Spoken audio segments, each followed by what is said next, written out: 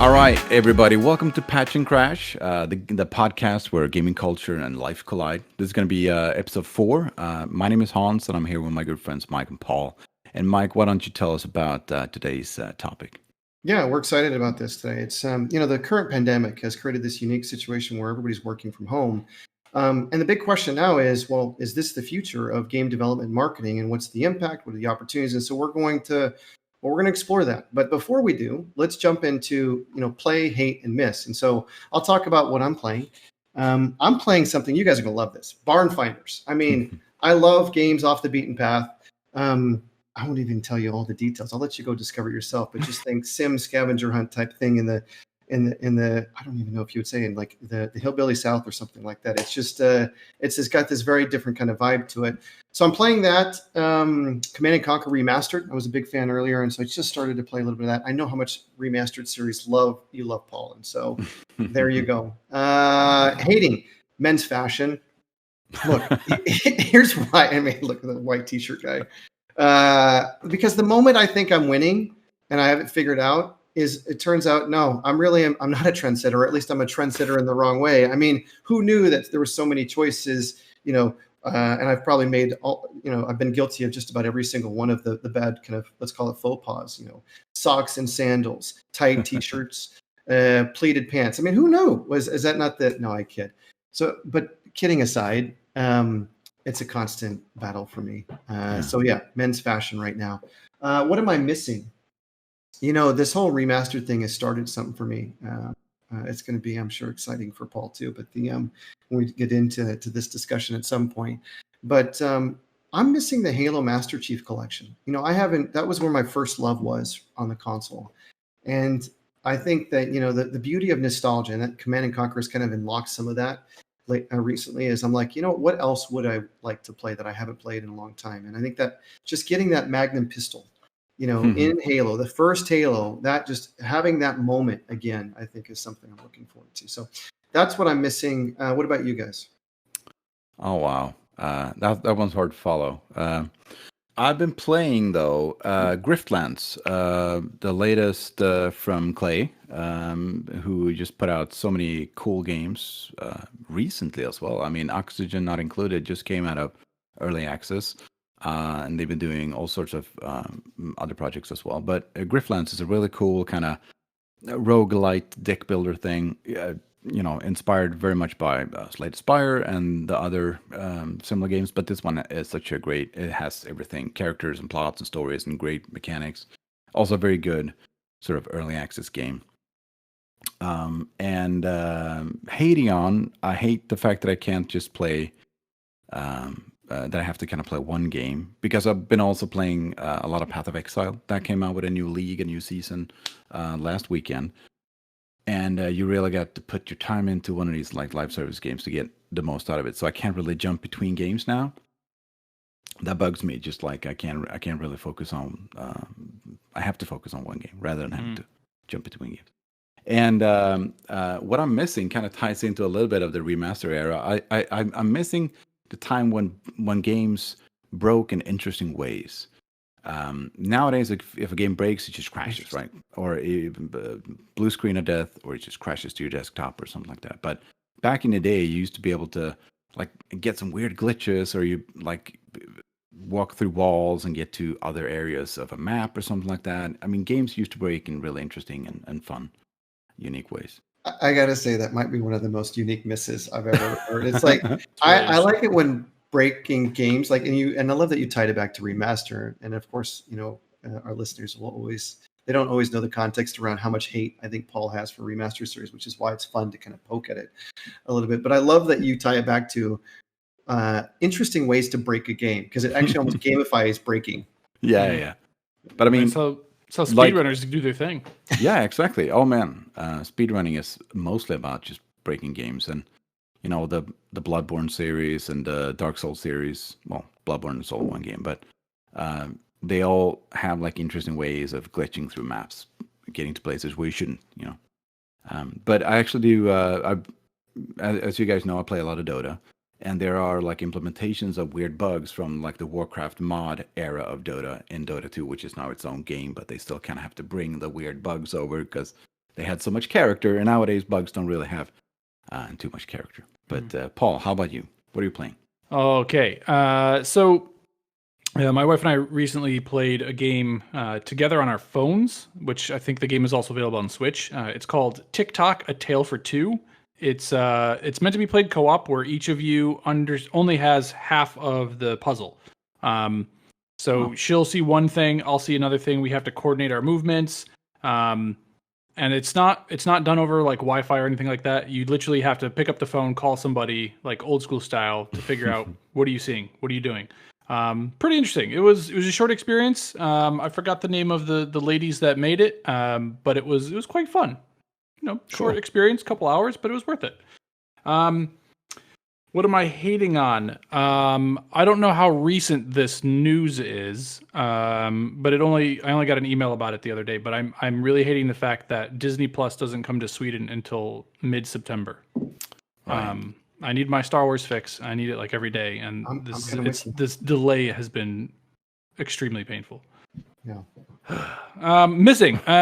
So this kind of speaks to the fact of doing some physical things outside and also doing things with people. My wife recently reminded me about how much we used to go do escape rooms all the time.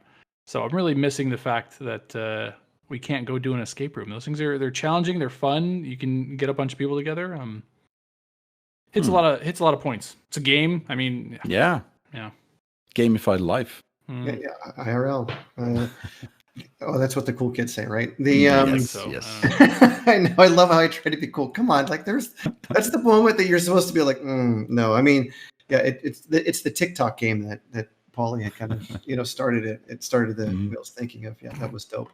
I kid. All right, now it's just gone from bad to worse. All right, so today's topic. So this whole pandemic situation, right, has kind of given rise to a whole different sorts of ways to work, right? Whether it's online, Zoom, the amount of meetings that we have, but just the way that we develop and market games. And so, that's obviously been top of mind. We have both lived it, or all of us have lived that in the last several months.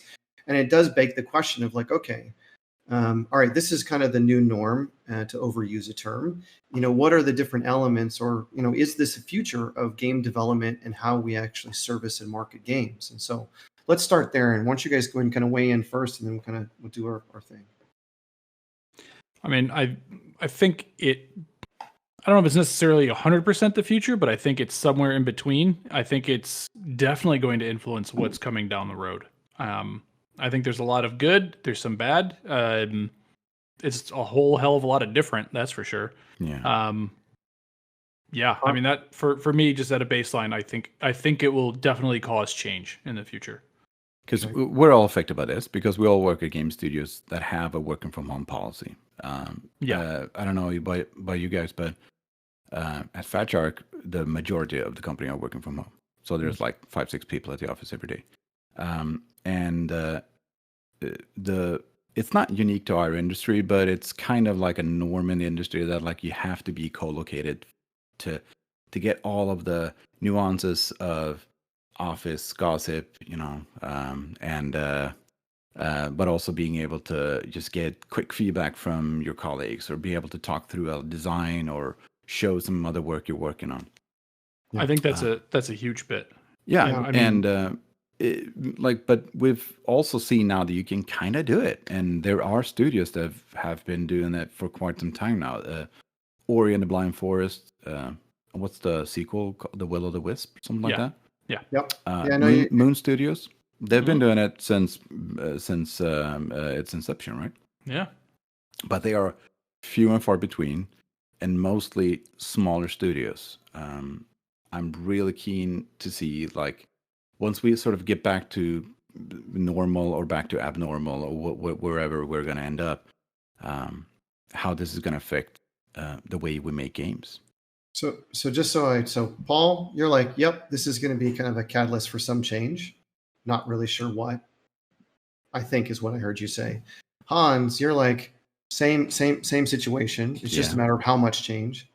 I'm in the same boat. So I think this is probably the first time that we'll probably agree. And I think maybe the question really becomes, how much of this actually carry forwards, or how much of it will carry forward, as opposed to how much will stay behind. There's definitely elements, to your point, that are necessary today that hurt I think, the way that we develop and market games. Co-location is, I think, really important. I think the first month, I think most of us that were in this, or at least I can speak for myself, was in that situation where we're like, yeah, this is great. We can totally do this. And then month 2, you're like, ooh, it turns out that there is everything from kind of some basic kind of and fundamental human needs that you need. And there's some very practical or pragmatic needs that you have just in how you run the business. So, but let's talk about maybe, so I think we're all in the same situation. I think there's some different things we can kind of turn over and talk about that I think impact ultimately how we deliver and market products. But, let's just start with maybe how we operate on a day-to-day basis. And what are some of the things that actually work well versus don't work well, and then maybe take it from there. I mean, for me, on a daily basis, when I have the opportunity to focus, it's so much easier to do so. There's no distractions. Just headset on. I mean, it's the same thing that you see with a lot of developers. Is they'll sit there, they throw their headphones on because like, yo man, I'm gonna go try to find my flow. I'm just gonna code. Don't bother me. I mean, I think a lot of people try to find that same setup. So I can do when I can do that, it's great. I think what's really been challenging has been finding the time to do that shrink drastically.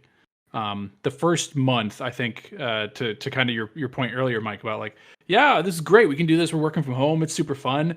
I was very much in that mode. I was hyper productive for like the first month. I was like, this is great. I could do this all the time. Month 2, I was like, cool. Where'd all my time go? It just filled up with meetings, and it was just, I have less time to think. I'm constantly context switching. And there's like no downtime because everything that, talking about what Hans mentioned before, a lot of the small conversations, those are gone. Yeah. I can't just drop by somebody's desk. You're right. I entered at a very unique period. I started a new job during the pandemic. And that idea of just I have yet up until today met my team, or at least elements of my team, which was just a like face to face, right? Face to face, like being able to having to manage a team virtually for the first 2 months or so was just a very surreal experience. But to your point, I remember coming in going, my whole calendar is filled with meetings, and I just started, how does that work? And I think you're right. It's all of the drive-bys, all of the co-location conversations, the collaborations turn into kind of fairly drawn out meetings, and it slows down in some ways productivity. I mean, we just had a course recently. We were talking about some of this stuff at work, and they were throwing out practical examples of things you could try to do. Is like try to cut off meetings quicker so that people are like, you're in, you're out, you're done. That way, you don't kind of end up in a lot of these situations where you start off, you like bang through the meeting, and then a conversation just kind of carries, and you just keep kind of rambling, and it kind of draws out. And some of the feedback people had in the meeting were like, well, or in the conference, were like, well, that happens because I think a lot of people are missing the casual conversation. Yeah. And so if there's time at the end of a meeting, they're like, well, let's just jam some in because I want to be social. Yeah. But go ahead. I was going to say, but I'd just say it's tough. Yeah. There's one last thing, and Hans, you should jump in here. The other thing too, that I do find is that it magnifies or it amplifies a lot of the poor meeting culture, meeting hygiene. So, things that, just having worked in the corporate world for a long time, like just getting very diligent with things like agenda and this, and it sounds very like, oh yeah, it's not rocket science. No, you're right. It's not, but it makes a meeting productive.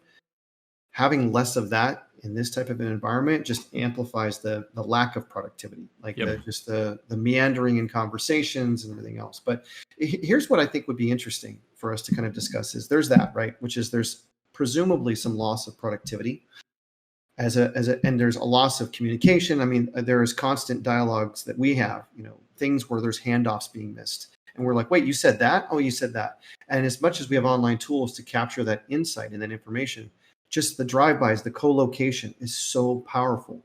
But what's the impact in shipping games? Like, and clearly some companies, you were saying this earlier, Hans, have figured it out, and some haven't. Yeah. Yeah, we're going to see which companies are ready for it. I mean, they've pushed the launch of Cyberpunk 2077 once now. Twice. Is it twice now? I think twice. Yeah, twice, right? Yeah, that's right. One was pre-pandemic, I think. Yeah. So like we're the second time. Yeah, it's the second time. So yeah, I'm not trying to call out CD Projekt Red as not being able to cope with the current situation. And I think we're living through a pretty significant portion of history right now. This is affecting the entire world, basically, Yeah. right? So we can be okay with games not shipping in time. We probably can't, right? Everybody's like, wait, what is that guy saying? I was like, That's oh, not boy. that's not my official stance, obviously. Yeah, No, yeah. but like we might be fine with games having to shift around a little bit. Quality suffers sometimes before we can find our feet, right? How about that one? There you And because speaking as a consumer, like, am I going to be upset that a company might not be able to manage shipping a game in September, having to push it to November? I can't really do that. I can't really fault them for that. yeah. Here's a crazy thought that I'd love us to explore.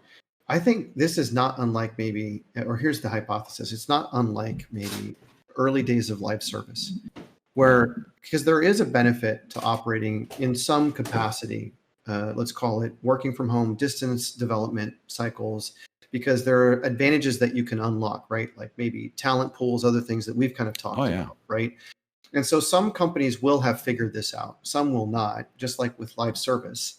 And, the companies that do a good job of this and are able to kind of effectively find ways to better find ways to eliminate the issues around productivity and co-location will do better in the end. What do you think? Yeah. No, I absolutely agree. And it's we see, like, we're not uniquely affected by this. There are other industries that are probably better at dealing with software development. I'm thinking things like, the Linux kernel has been a distributed developed product for, decades, and it's a part of everything I have in my office. It's like every piece of electronics in here has a little Linux kernel in it. And they do fine. They don't really have project managers. They don't have marketeers, right? They don't, and they manage. But it's a completely. Maybe it's not a.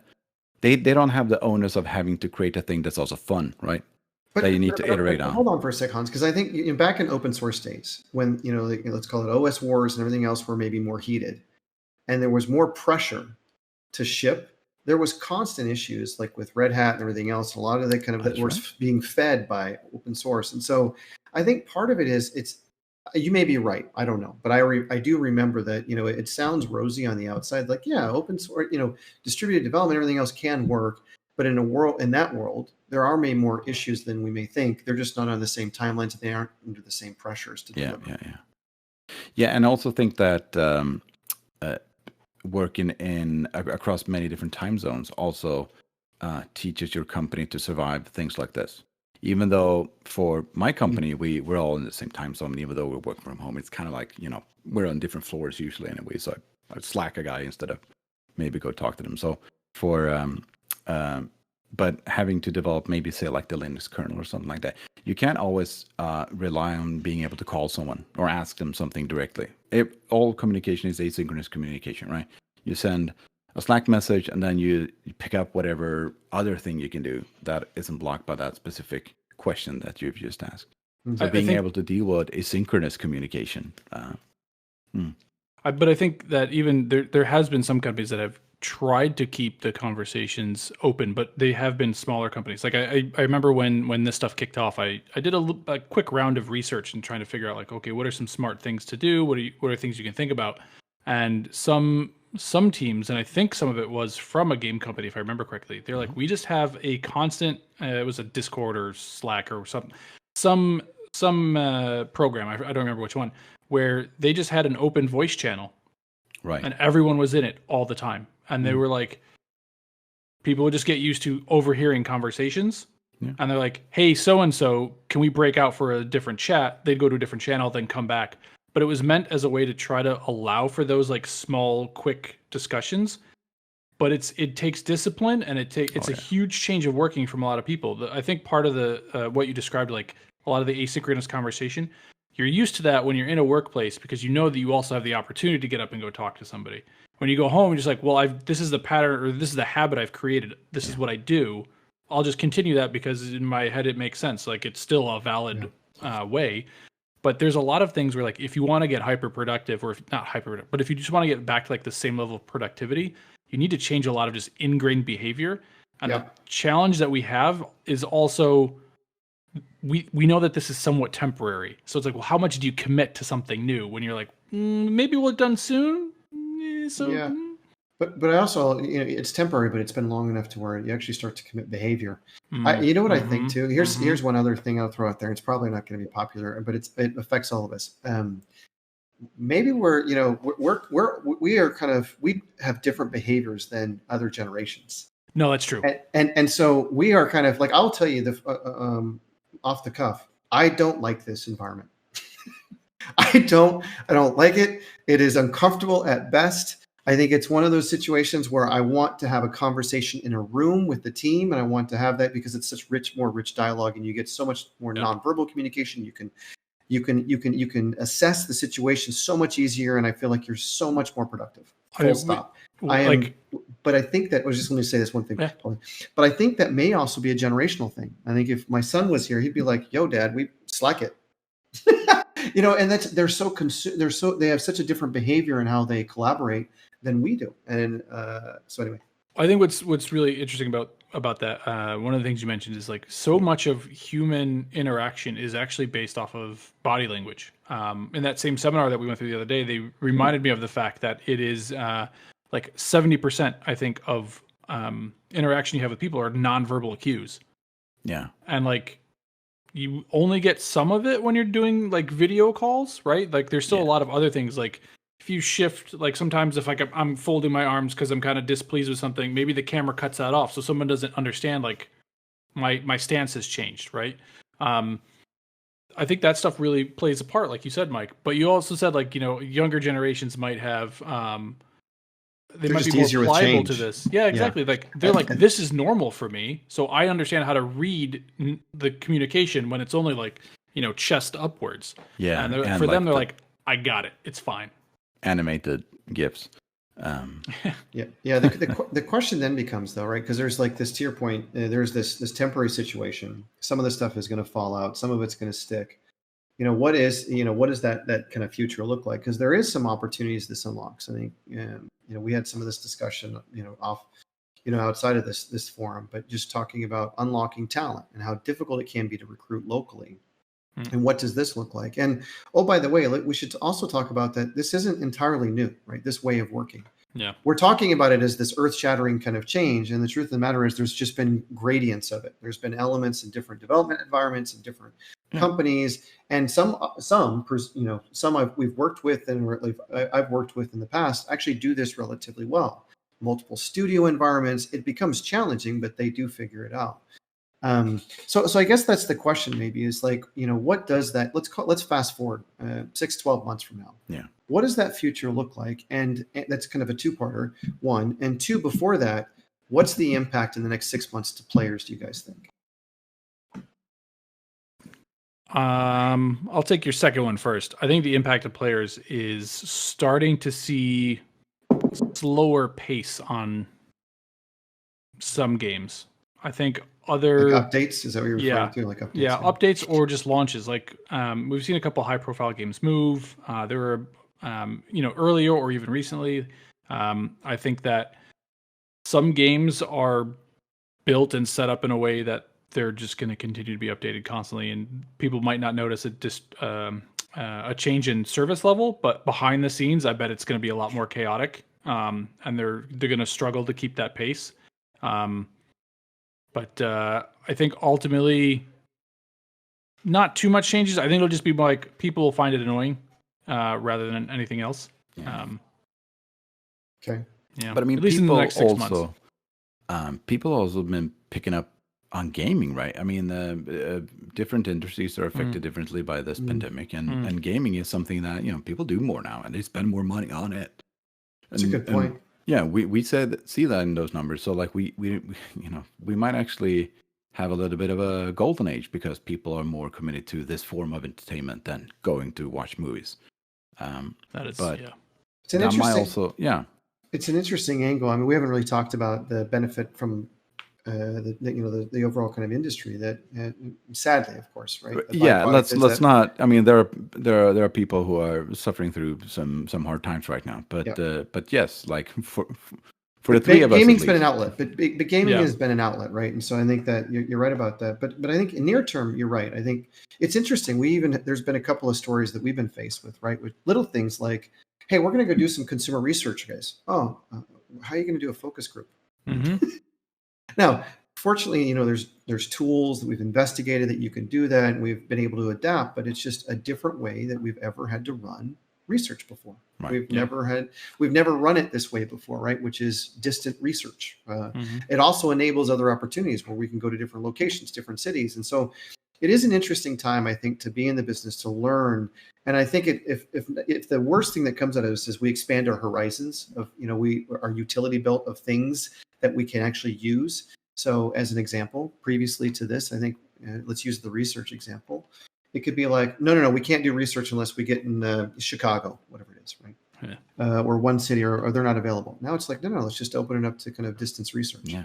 And so I think that's been an interesting kind of development. I do think the short-term impact is difficult, just like anything else. When you infuse something that disrupts the industry, patches are slower, updates are more difficult. We've experienced some of that challenge, to be honest, because it turns out change is difficult. You have to operate in a very different way. Yeah. And I think we're even kind of fortunate in some ways, and working with some of the teams I work with, that they don't have to do things that are even higher touch, like try to get into a mocap lab during a lockdown. Yeah. And so I think I can only imagine what other games are trying to go through over the next 6 months and ship it out, and not to mention getting platforms and everything else out. So it's definitely a challenge. And I think in the next 6 to, let's call it 12 months, you'll see some of that impact in releases and how we update games. Mm-hmm. Then the question becomes, how do we kind of recalibrate, and what is that new norm? I think it'll mean either. I think ultimately what it really means is, from a player perspective,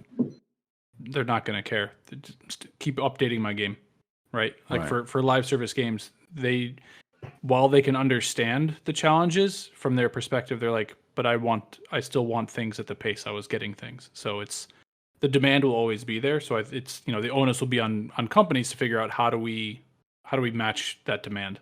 You're right about that. I think that players may not care. And I think part of that too is there's so much choice in the market. Yeah. Right. Especially as we start to roll through in the next platform change, and we're not resetting, the platforms have so much backward compatibility. There's thousands upon thousands of games at any point. So the switching costs may or may not be all that, high. And you can just move over to another title that is equally, if not, equally fun, let's call it. And you can play that. I wonder if it's going to be like a shift in economics. So there are a lot of people who are facing joblessness or like a reduction in their family income, or just amount of disposable income. And then you're looking at getting one of these new Xboxes and one of these new PlayStations, and maybe you're not going to get either of them. So maybe those sales are going to be lacking. Are we going to see different buying habits from players? Are they going to be more fiscally conservative, basically? I mean, I remember seeing some stuff in the first 2-3 months of the pandemic, like articles written by some industry, not economists, but just people that kind of look at this stuff, industry experts, I guess. And they were saying like it's probably going to be really good in the next couple of months, and then very much to your point, Hans, like long term, if this thing continues, like you said, less disposable income means, well, I was spending what little I had on games because it was the one thing there. Now I don't have that anymore. Now I don't have any disposable income to burn through at this point. So I'll just stick with what I have. So no new stuff comes in. Maybe we'll see how that kind of shakes out. Actually, I'm a little bit more bullish when it comes to this. I'm not Pact or anybody else who's probably studying this much better than I am. But I think when you start to see, I think there's like the hierarchy of spend, let's call it. The things that will kind of go first are like big trips, right? So instead of thousands of dollars, and then at the bottom though, what you'll probably see is a lot, and I'm just predicting this, so just who knows? Somebody's probably going to call me out at some point, but I think that it's so much easier to stay home and be more transactional in the things that you like and enjoy, especially since there's been a lot of association with it. But we'll see about spend. I think it is an interesting time. I think in some ways, back to that whole, it's opened up opportunities. Whether it's talent development, whether it's the fact that there's probably more eyeballs, more people paying attention to gaming than ever have. And I think that opens up more doors, more people that want to get into gaming. because that's a viable kind of category for people to want to invest more and more. And especially in a world where you've got extremely high unemployment rates across the world, that may want to actually see this as an opportunity to kind of jump into and express their talent. I think that's going to give a real opportunity for having a much more diverse workplace. I think now if companies in the future are going to be more open to working from home and have figured out more of how do we handle this and how do we work through a remote distributed workforce, people that maybe wouldn't have applied for jobs previously because like this thing means I'm going to need to relocate and I don't really want to relocate, or as a company going, I need somebody and I need somebody soon. This candidate would be great, but I can't get them for like 6 months. Like my needs are more immediate. Those kind of go away, which means that you have a much larger potential pool to pull from. And at the same time, it means that maybe people that wouldn't previously have thought about getting into the industry or thought about working at these different companies, they're like, yeah, I'll take a shot, which means, new influx of talent with people from all over the globe of all walks of life. And I think that's exciting. I think that's been a topic that the industry's been under fire for quite some time. And I think that this is a potential opportunity to really kind of blow that open. Yep. Yeah.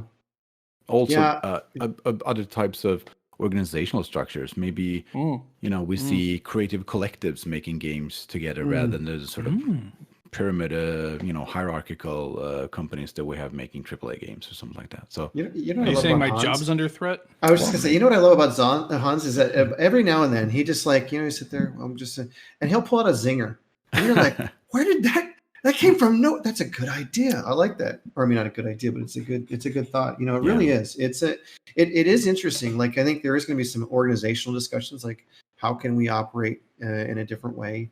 I love I have a love-hate with the whole talent discussion because I think I embrace that. But I also think that all of a sudden that welcome to the global economy, right? And global talent pool, which means that, we are effectively fighting, and that gets into salary and compensation, everything else, conversations and development. So there's some good of that, right? Which is like, I have a bigger pool that I can draw from and I can create amazing teams. But then, how do you kind of manage that from a global economic standpoint? Right now, when we think about it, even little things like salary, right? They're docked to a particular area. And so in some regions, you get paid really well relative to that market, that region. Well, how does that compensate when you hire somebody from New York or San Francisco? Well, I mean, so one of the other things I wanted to talk about is if you're looking at more remote work, then do you need as much office space as you used to? Can you save costs on not having as big a foot plant anymore? Like, are you saving on the vast amounts of coffee they throw at dev teams, right? That are just like absorbed by the company. Dev fuel. Yeah, exactly. Like it's not the answer, like a 1-to-1, Mike, but I think that if you kind of downsize the footprint that you would need for an office, so if there's almost like working in shifts almost to some degree, where you like maybe half the team comes in Monday, Wednesday, Friday, the other half comes in Tuesday, Thursday, right? Or you only come together for big events. Like, I think different things like that. Okay, how does the company look to save money? Because if it's going to have to, be a bit more beneficial towards employees with higher salaries or other benefits in different ways, that helps offset some of that. I mean, again, not 1-to-1 answer, but I think that there's going to be a lot of changes from how companies try to do business with their employees. So let me just throw this. It's like a little fly in the ointment of the discussion. I always love this. I kind of, part of me just hates that idea, and here's why.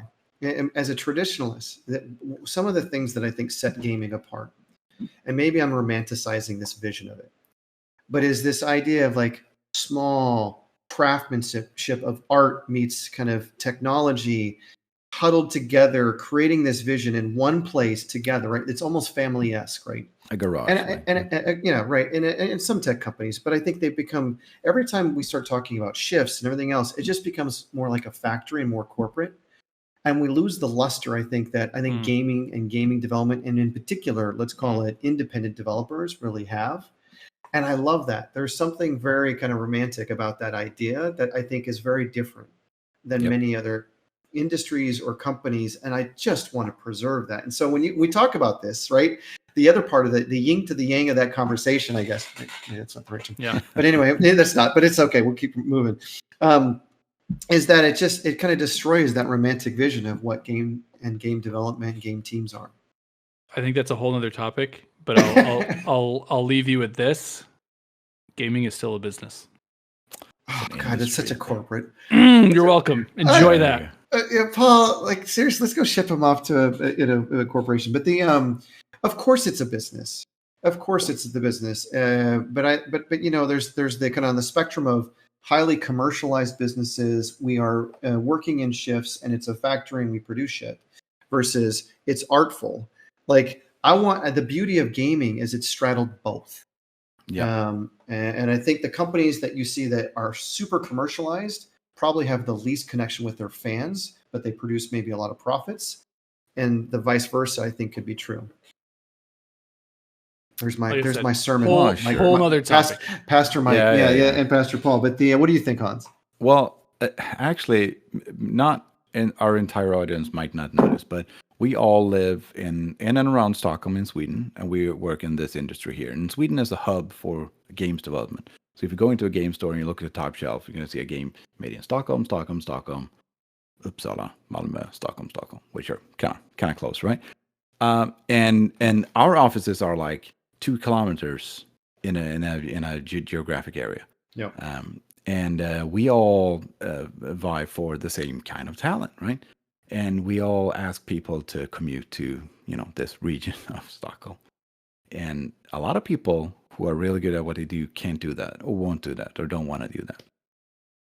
So I would love to be able to make games with people from the entire world. And I think game studios who figure this out, how to do this with the least amount of friction and effort involved, and can still make games. There are an amalgamation of tech and art and beauty and stories. Like they're gonna really knock it out of the park, to use a sport analogy.